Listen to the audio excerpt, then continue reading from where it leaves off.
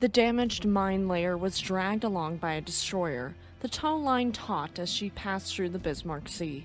As the two ships reached St. George's Channel, the partially flooded minesweeper began to sway unsteadily, listing further and further.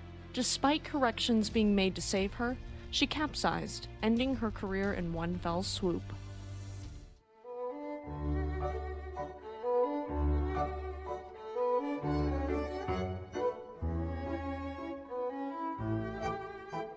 Welcome to Fast Facts Friday. My name is Eleanor. Just a quick disclaimer for a younger audience before we dive in. This story may be disturbing to some, so viewer discretion is advised.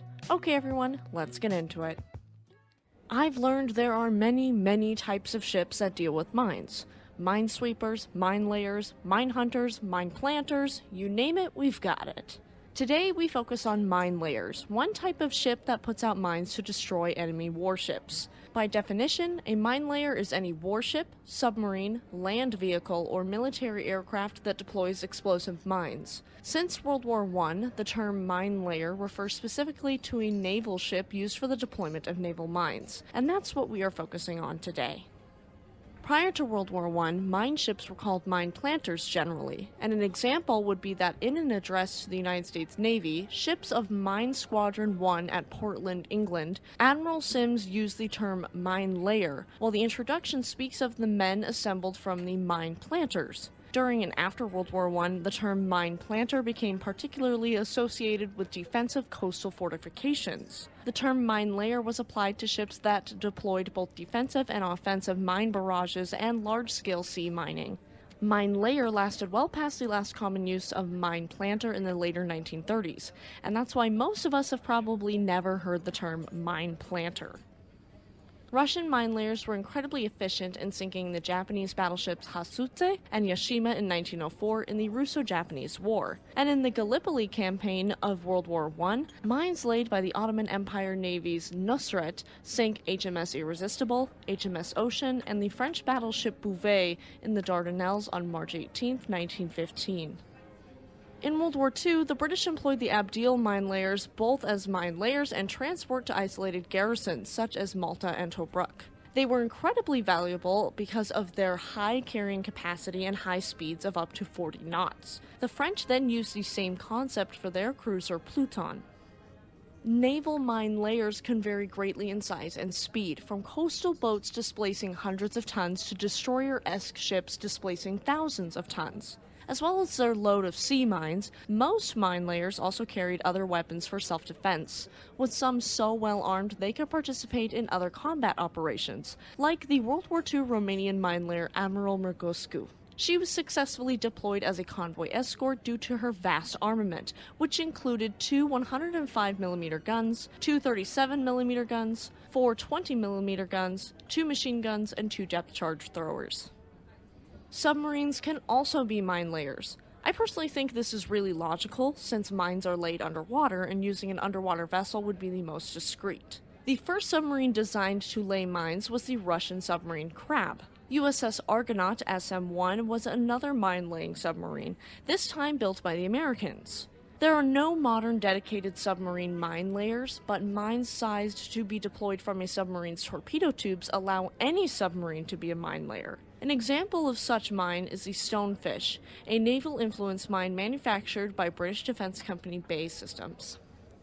In modern times, mine layers have grown rather uncommon as the usage of sea mines has become less prevalent. For example, the United States Navy uses aircraft to lay sea mines instead of ships. Mines themselves have evolved over the years from being purely passive to active, like the US Captor, or encapsulated torpedo, that sits as a mine until detecting a target, then launching a torpedo.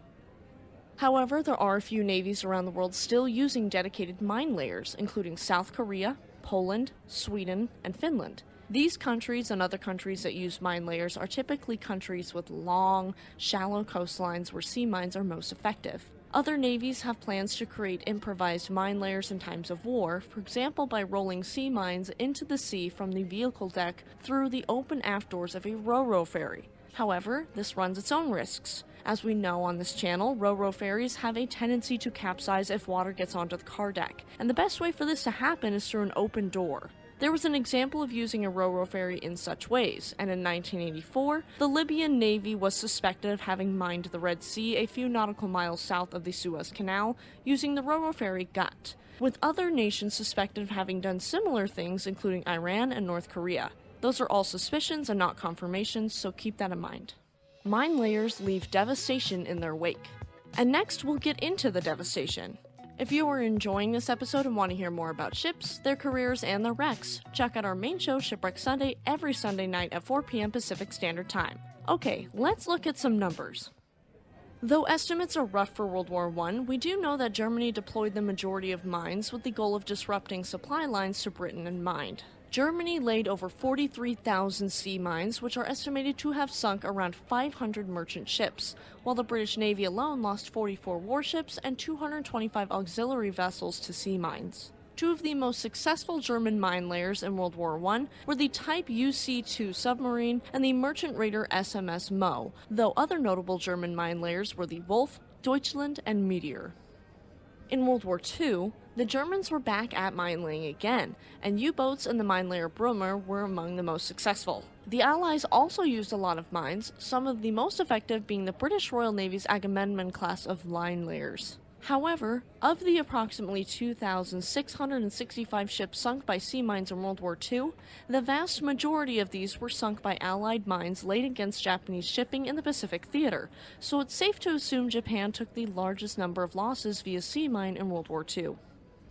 In the Korean War, at least 5 American Navy ships were lost to sea mines, including USS Magpie, USS Pirate, USS Pledge, USS Partridge, and USS Sarcy. The majority of ships lost during the Korean War were minesweepers trying to clear the minefields for other ships, and they ended up making the ultimate sacrifice.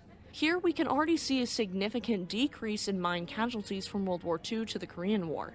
And in the Vietnam War, no enemy ships were reported to have been sunk by US-laid mines, and as for American losses, a relatively small number of smaller ships like landing craft and patrol boats were damaged or sunk by mines laid by the North Vietnamese in coastal waters, but no large ships were lost.